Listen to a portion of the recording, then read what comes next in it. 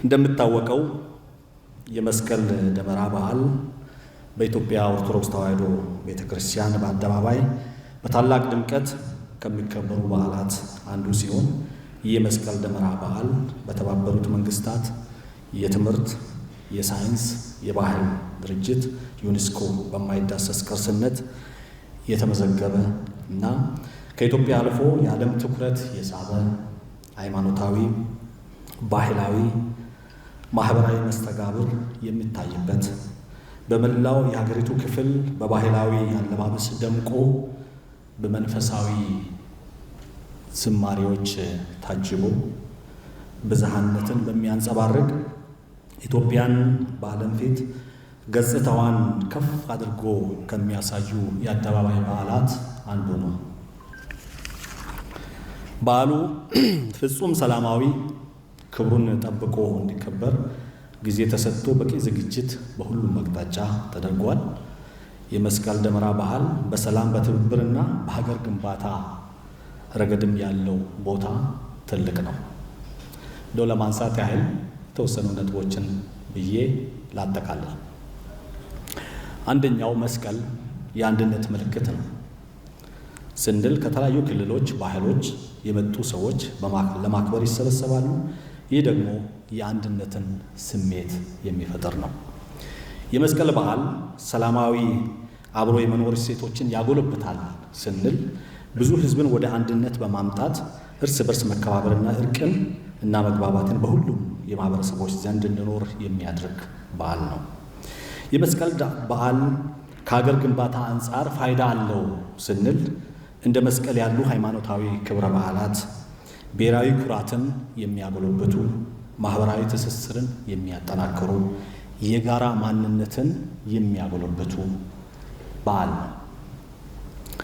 የመስቀል በዓል የእርስ በርስ ግንኙነት አንጻር በዓሉ የፍቅር፣ የትብብር፣ የአንድነት እሴቶችን ለወጣቱ ትውልድ በነባሩ ትውልድና በሚቀጥለው ትውልድ መካከል ያለውን ክፍተት ሳይሆን ድልድይ የሚሆን በዓል ነው። የመስቀል ደመራ የቱሪዝም ማበልጸጊያም ጭምር ነው ስንል ፌስቲቫሎቹ በሺህ የሚቆጠሩ ሰዎች፣ የሀገር ውስጥና የውጭ ሀገር ጎብኚዎች፣ የአዲስ አበባና ሌሎች ከተሞች ይስባል። የሆቴሎች ቦታ መያዝ፣ ትራንስፖርት የመሳሰሉ ማለት ነው። ስለዚህ ከገቢም አንጻር ያለው ፋይዳ ትልቅ ነው። የመስቀል በዓል የውጭ ምንዛሪ ገቢም ያስገኛል ስንል ዓለም አቀፍ ቱሪስቶች ጠቃሚ የውጭ ምንዛሪ በማበርከት የኢትዮጵያ የቱሪዝም ዘርፍ እንዲያጠናክሩ የሚረዳ በዓል ነው።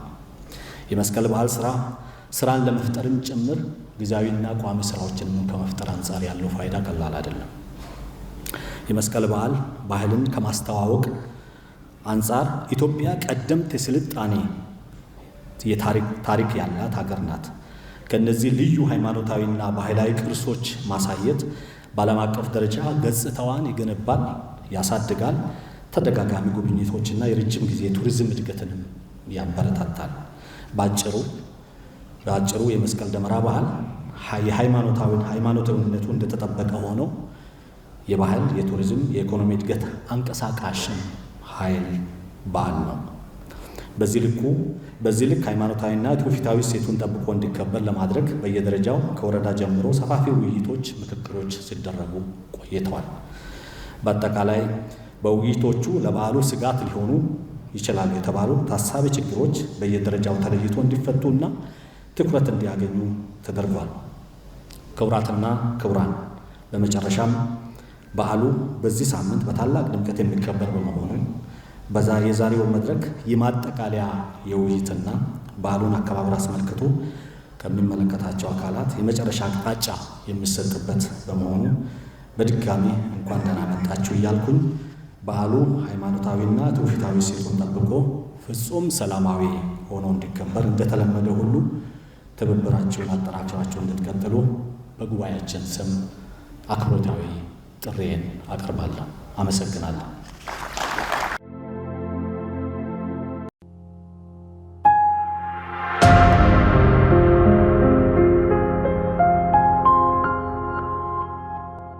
በዚህ ያላችሁ የመንበረ ፓትርያርክ ጠቅላይ ቤተ ክህነት የአዲስ አበባ ሀገረ ስብከት የሥራ ኃላፊዎች፣ ክቡራን የአድባራት የገዳማት አስተዳዳሪዎችና ልዩ ልዩ ሰራተኞች ሁላችሁም እንደምን ቆያችሁ? እንኳን ለዚህ ታላቅ ቀን በሰላም በጤና ደረሰን። መልእክቱ በሚገባ ተላልፏል። ክቡር መጋቤ ታምራት በሚገባ መተላለፍ የሚገባውን መልእክት አስተላልፈውልናል። እንደ አጠቃላይ ስለ መስቀል በዓል ሰበር ዜና ወይንም ያልተሰማ አዲስ ነገር ለመናገር ሳይሆን ሁልጊዜ በየዓመቱ እንደሚደረገው በዓለ መስቀልን እንዴት አድርገን ማክበር እንዳለብን በጋራ ለመወያየት ነው።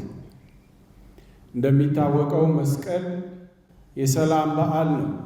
የሰው ልጆች ነፃ የወጡት በመስቀል ላይ በተከፈለው ዋጋና ቤዛ መሆኑ የሚያጠያይቅ አይደለም።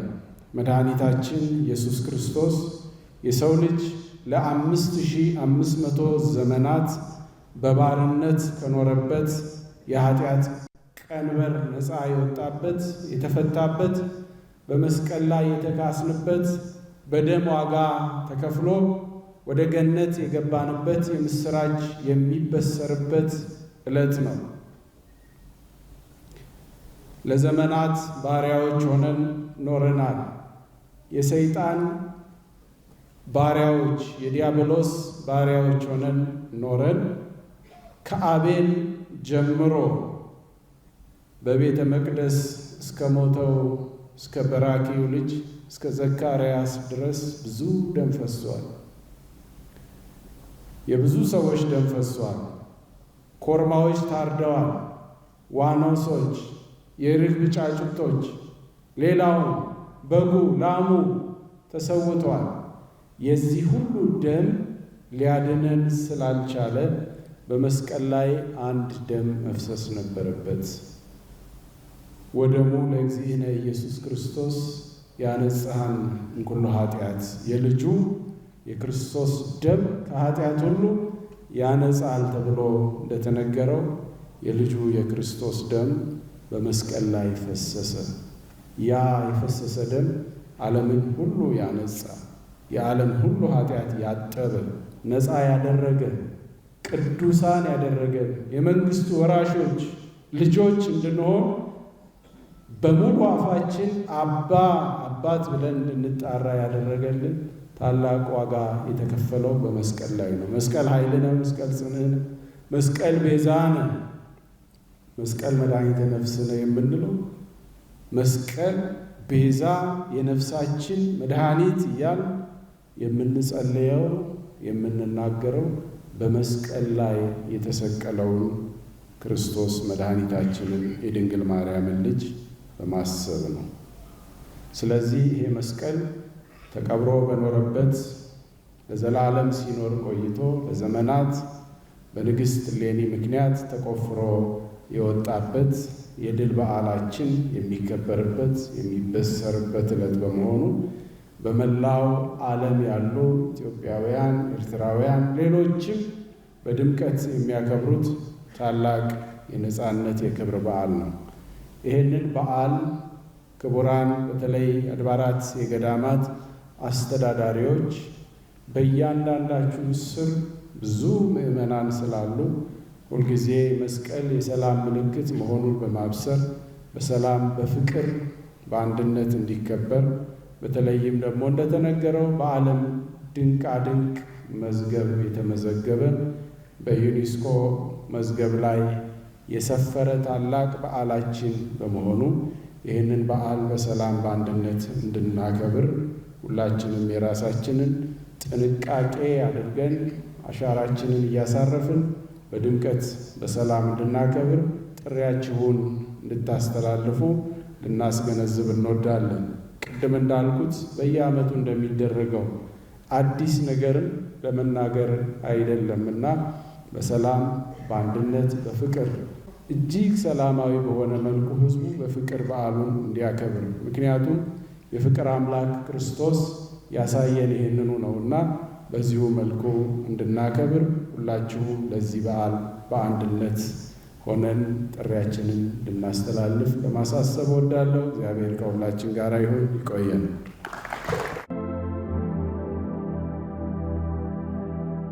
ብፁዕ አቡነ ሕርያቆስ የአዲስ አበባ የሀዲያ ስልጤ አህጉረ ስብከት ሊቀ ጳጳስ፣ መልአከ ምሕረት አባ ገብረ መድኅን ንጉሴ የአዲስ አበባ ሀገረ ስብከት ዋና ስራ አስኪያጅ፣ ክቡር መጋቢ ታምራት አበጋዝ የአዲስ አበባ የሃይማኖት ተቋማት ጉባኤ ዋና ጸሐፊ፣ ኮሚሽነር ጌቱ አርጋው የአዲስ አበባ ፖሊስ ጠቅላይ መምሪያ ጠቅላይ አዛዥ፣ የተከበራችሁ የኢትዮጵያ ኦርቶዶክስ ተዋሕዶ ቤተ ክርስቲያን የደብር አስተዳዳሪዎች፣ የተከበራችሁ ከከተማ እስከ ወረዳ ያላችሁ የመንግስት የስራ ኃላፊዎች፣ ክቡራትና ክቡራን፣ ከሁሉ አስቀድሜ ለ2000 ዓመተ ምህረት የደመራና የመስቀል በዓል ዋዜማ በሰላም አደረሳችሁ አደረሰን።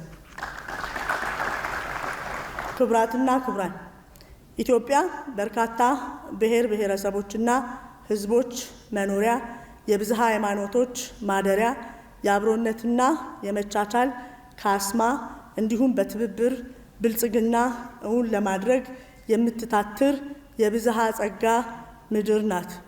ኢትዮጵያውያንን የሚያስተሳስረን ገመድ ሊበጠስ የማይችል ጠንካራ መሆኑን ከሚያሳዩ ወቅቶች አንዱ ወርሃ መስከረም ነው። አብዛኞቹ የሀገራችን ብሔረሰቦች የዘመን መለወጫ በዓላቸውን ወይም ደግሞ የዓመቱን ታላቅ የምስጋና በዓላቸውን የሚያከብሩት በዚሁ በመስከረም ወር በተቀራራቢ ጊዜ ነው። ይህ እንደ አንድ እንግዳ ደራሽ እንደ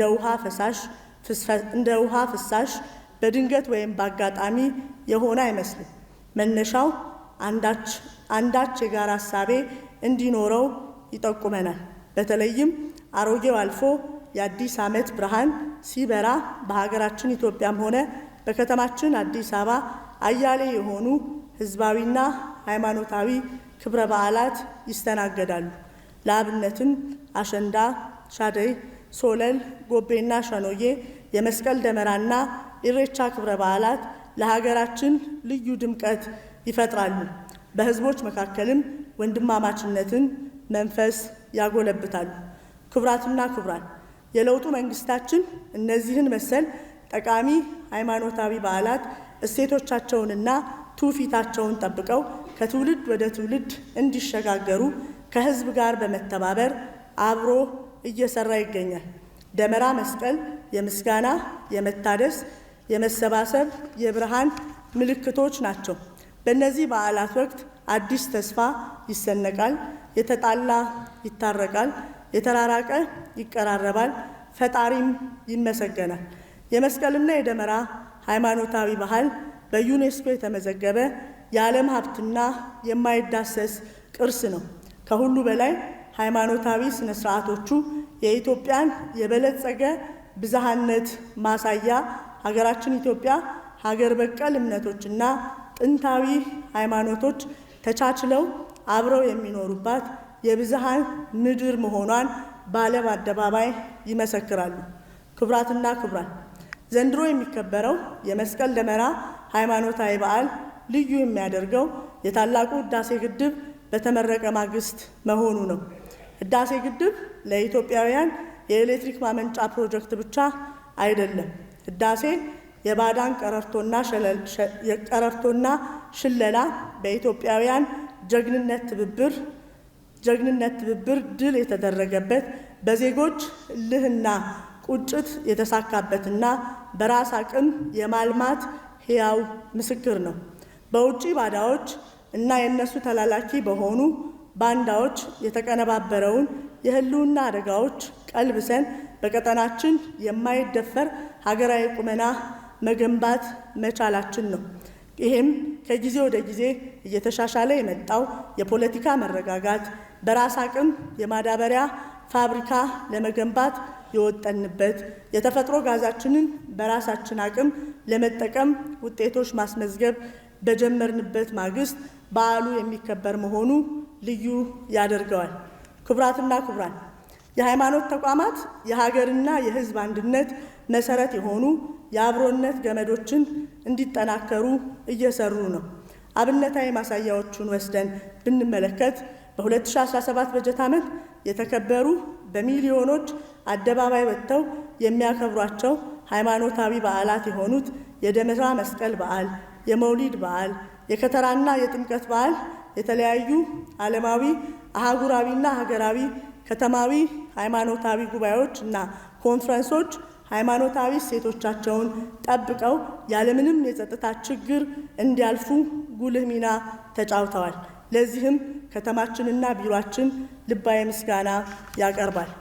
ክቡራትና ክቡራን፣ ከፊታችን የሚከበረው የመስቀል ደመራ በዓል ተገን በማድረግ ሰላማችንን አደጋ ላይ ለመጣል ሌት ተቀን አቅደው የሚሰሩ ግለሰቦችና ቡድኖች አሉ። የሃይማኖት ካባም የለበሱ ግለሰቦችና ቡድኖች በየእምነት ተቋማቶች ውስጥ አሉ። እነዚህ አካላት ወቅት እየጠበቁ ፖለቲካዊ ፍላጎታቸውን በሃይማኖት ለውሰው ተከታዮቻቸውን ለማደናገር የሚጥሩ ጥቂት ኃይሎች እንዳሉ ባደረግናቸው ክትትሎች እያየን ነው። ሁሉም ሃይማኖቶች የሰላም አብነታዊ ምሳሌ ሆነው ሳለ ጥቂት ግለሰቦችና ቡድኖች ከውስጥም ከውጭም ኃይሎች ጋር ጊዜያዊ ጥቅምን ማዕከል ያደረገ ጋብቻ ፈጽመው እዚህም እዛም ሲውተረተሩ እያስተዋልን ነው። ክቡራትና ክቡራን፣ ሰላም የሁሉም ነገር መሰረት ነው። ሰላም ከሌለ ሃይማኖታዊ ስነ ስርዓት በተረጋጋ መልኩ ማክበር ፈተና ይሆናል። በመሆኑ የሁሉም ሃይማኖት ተቋማት መሪዎችና ተከታዮች አበይትና ቁልፍ ስራ ለሰው ልጅ በምድር ላይ ሳለ ዘላቂ ሰላም እንዲያገኝ አበክሮ መስራት ነው። የሃይማኖት ተቋማት በአፈጣጠራቸውም የሰላም ምሰሶና ዋነኛ ጠበቆች ናቸው። አሁን ባለንበት ወቅት የኢትዮጵያ ምርታዊ ማንሰራራት የእግር እሳት የሆነባቸው የውስጥ ባንዳዎችና የውጭ ባዳዎች ለጥፋት ሁሉንም አቅማቸውን እየተጠቀሙ ያለበት ወቅት በመሆኑ የዘንድሮ የመስቀል ደመራ በዓል ፍጹም ሰላማዊ ሆኖ በደመቀ መልኩ እንዲከበር አብረን መስራታችን የበለጠ የምናጠናክርበት ወሳኝ ወቅት ነው። ስለሆነም ወቅቱ የእኛን አንድነትና ህብረት በእጅጉ የሚያስፈልግበት ስለሆነ አንድ እንሁን። የደመራ ቦታዎችን ያለምንም የጸጥታ ችግር ሃይማኖታዊ ትውፊቱን በጠበቀ መልኩ ብቻ እንዲከበሩ አጥብቀን በጋራ እንስራ። በመንግስትና በህዝብ የተሰሩ የኮሪደር ልማት ስፍራዎችን በጋራ እንጠብቅ። በዛሬው ውይይት ላይም የተገኛችሁና በየቤታችሁ ያላችሁ የኢትዮጵያ ኦርቶዶክስ ተዋሕዶ ቤተክርስቲያን አባቶች፣ የደብር አስተዳዳሪዎች፣ የሰንበት ትምህርት ቤት ተማሪዎችና መሪዎች፣ ተከታዮችን አበክሬ የማሳስባችሁ ዘንድሮ የሚከበረውን የመስቀል ደመራ ክብረ በዓል ልክ እንደ ከዚህ ቀደሙ ያለምንም የጸጥታ ችግር ፍጹም ሰላማዊ ሆኖ በደመቀ ሁኔታ እንዲከበር አባታዊ ኃላፊነታችሁን እንድትወጡ አደራ ለማለት እፈልጋለሁ። ለሀገርና ለሕዝብ ሰላም አበክረን እንጸልይ፣ ተግተንም እንስራ።